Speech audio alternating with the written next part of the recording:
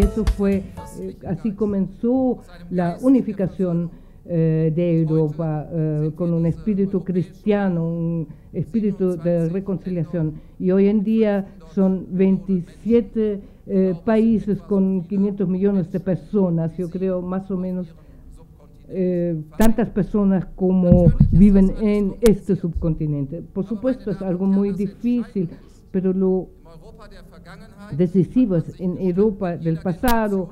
Todas las generaciones, en todos los siglos, nos hemos peleado, hemos discutido y al final hemos sacado las armas y se produjeron las guerras. Hoy día también hay debates, no siempre estamos de acuerdo, a veces más fuerte, a veces más despacio, pero se decide con la mayoría de los votos en el Consejo Ministerial y en el Parlamento Europeo. Y eso es el avance histórico. Hoy en Europa el derecho tiene el poder y no el poder el derecho. Y quiero agregar un aspecto más. El 21 de diciembre del año 2007, cuando estábamos en la frontera entre Polonia y Alemania, y hemos abierto en un gesto simbólico la separación en las fronteras, las barreras de las fronteras. Hoy en día todos estamos unidos y obviamente tenemos entre nosotros la frontera del Atlántico, pero antiguamente las fronteras en Europa, entonces ahí los cruzaban soldados y se producía miseria y sufrimiento, guerra. Hoy en día nos encontramos en la Unión Europea, las personas, la economía, los servicios, los capitales, los productos, pero obviamente lo decisivo son las personas. Nosotros tenemos el privilegio de vivir en una democracia y por lo tanto no debemos cerrar los ojos ante las personas que no tienen la dicha de vivir en una democracia. Y no voy a nunca más voy a olvidar un encuentro con jóvenes provenientes de Bielorrusia en la capital, lo encuentro en la capital de Lituania, y estos jóvenes tenían que dejar su país obligados por el último dictador en Europa, y ellos tenían que buscar la libertad para poder estudiar, y eso es una tarea que nosotros en conjunto tenemos que enfrentar, ustedes aquí en Chile, nosotros en la Unión Europea, en Alemania, en todas partes donde vemos que se violan los derechos humanos, tenemos que luchar por el respeto de los derechos humanos. Nadie tiene el derecho de violar la dignidad del ser humano. Muchas personas en los países árabes que hoy aspiran a la libertad, y el domingo pasado, hace una semana, en conjunto con nuestro responsable de la política internacional, el senador Dr. Gerhard Wallace, que está sentado ahí adelante, estuve en el Cairo. Fue una gran alegría en esa plaza de hablar con todos estos jóvenes, y si no podían hablar inglés, por lo menos decían welcome. Nosotros sentían que éramos bienvenidos como europeos en el Cairo, y no deberíamos creer que los musulmanes no sean capaces de democracia. Tenemos que estar ahora del lado de las personas que luchan por la libertad y la democracia, y nosotros como Fundación Konrad Adenauer nos esforzamos por hacer esto con nuestras posibilidades, y haremos todo lo que sea a nuestro alcance. Lo que está ocurriendo actualmente, y recién hablamos de Libia, espero que la comunidad internacional tenga la fuerza de hacer su contribución para que este terrible tirano y dictador de Libia le dé las posibilidades a su pueblo de vivir en libertad. Y no podemos cerrar los ojos.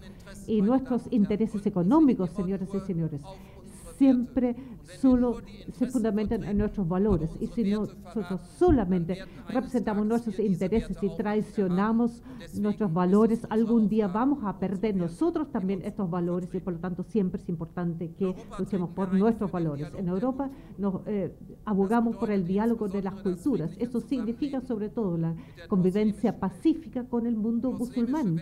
El mundo musulmán en el Mediterráneo, estos son nuestros vecinos. El diálogo de las culturas significa siempre una tolerancia recíproca.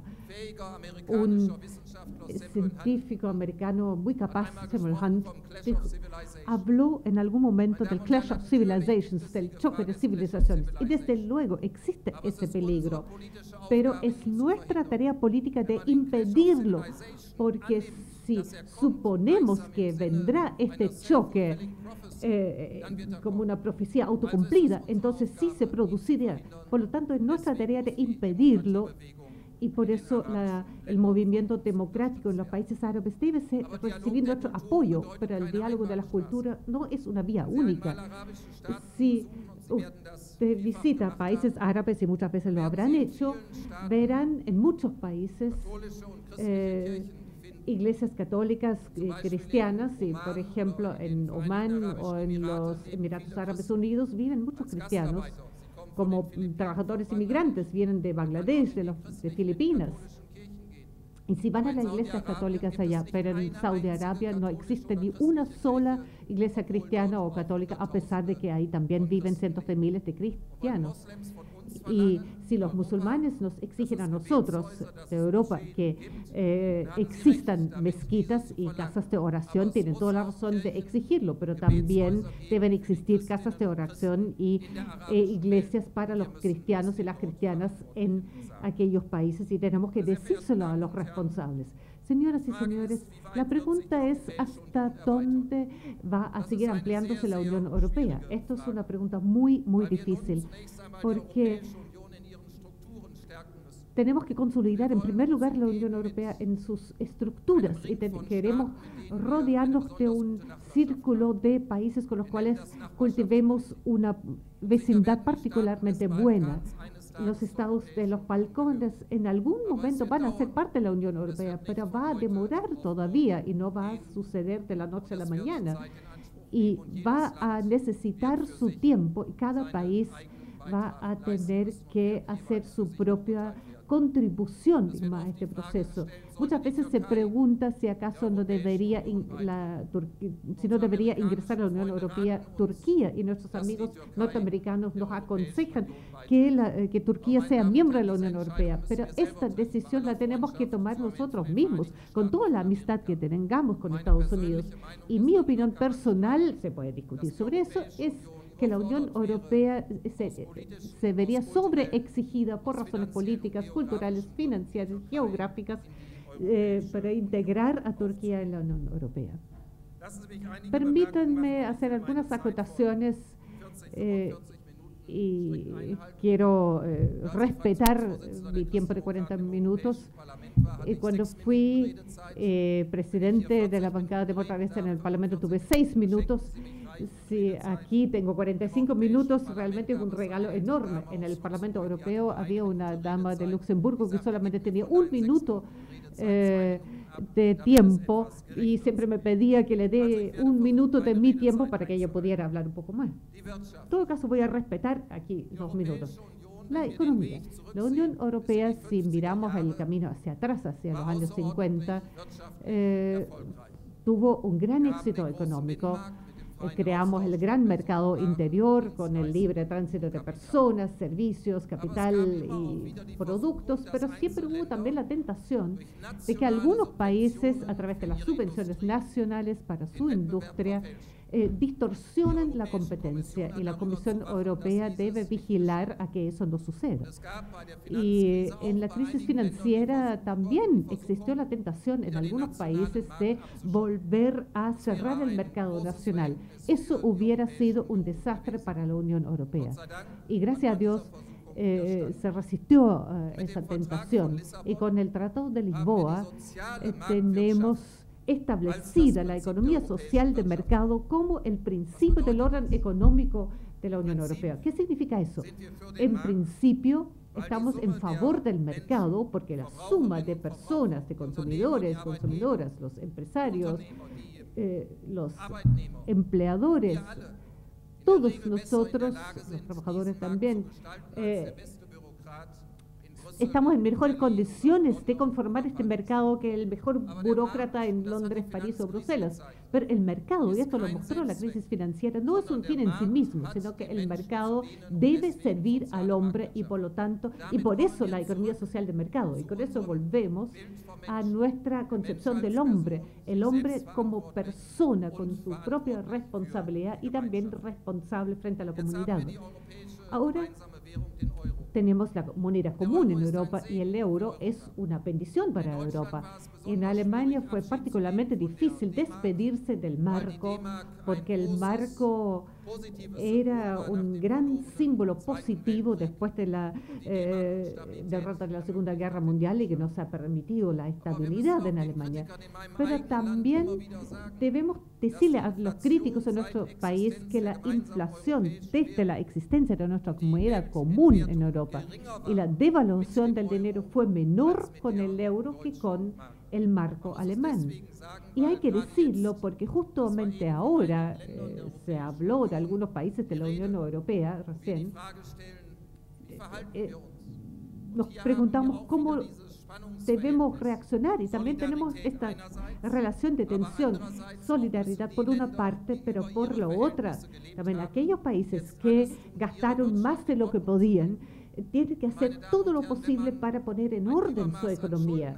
Si uno tiene un exceso de deudas, y eso no se refiere solamente a algunos países del sur de la Unión Europea, también se refiere a los países en el norte de la Unión Europea, incluyendo mi propio país, entonces es inmoral si la generación actual contrata una deuda exagerada que la generación siguiente tiene que pagar.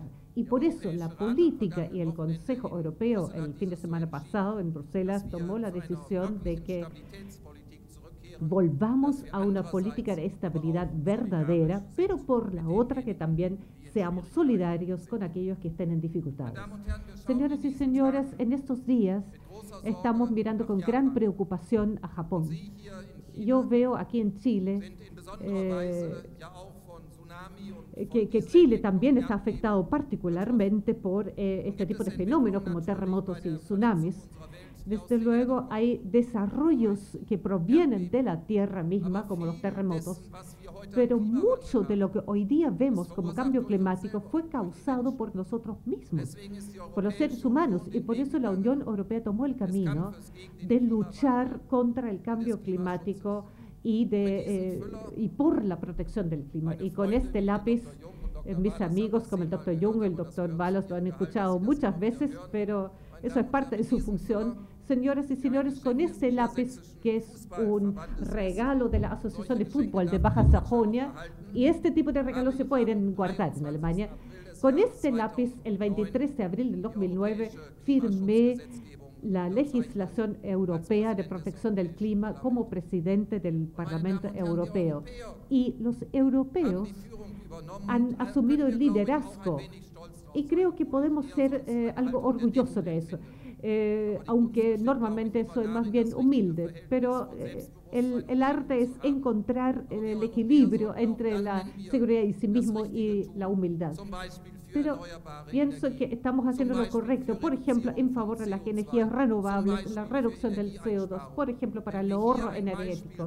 Si aquí damos un ejemplo al mundo, deberíamos y podríamos estar orgullosos de ello también. Y ahora se trata que en el marco de Naciones Unidas encontremos un acuerdo, sobre todo para bajar la emisión de CO2. Y yo quisiera pedirles a todos ustedes que recorramos este camino en conjunto, y Chile en Cancún el año pasado ha contribuido también a que podamos implementar esta política. Estimadas señoras y señores, cuando miro el reloj veo que no debería seguir aprovechando el tiempo que me queda en forma excesiva, pero quisiera decir que hoy día vivimos en el mundo con enormes desafíos, pero para Europa vale que Europa nunca tuvo una época en la cual fuera posible que las personas se encontraran sin odio, sin guerra.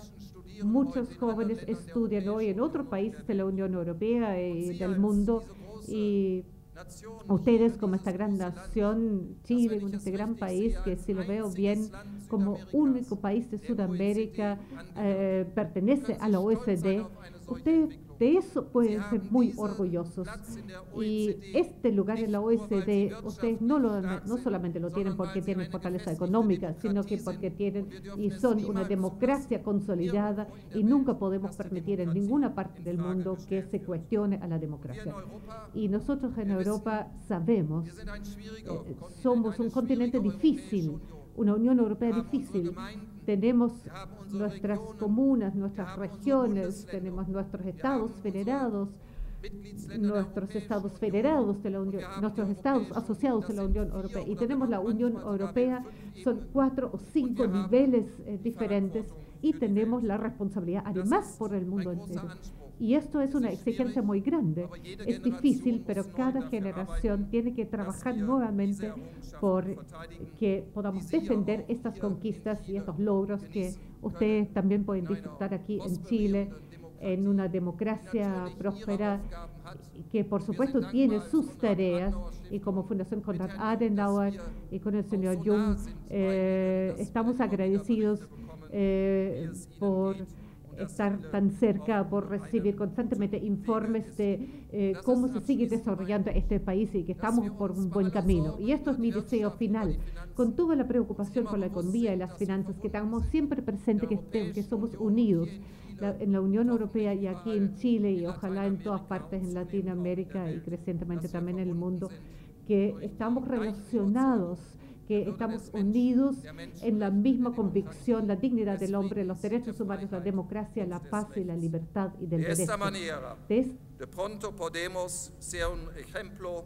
para otras partes del mundo. Quedemos decididos a seguir por este camino.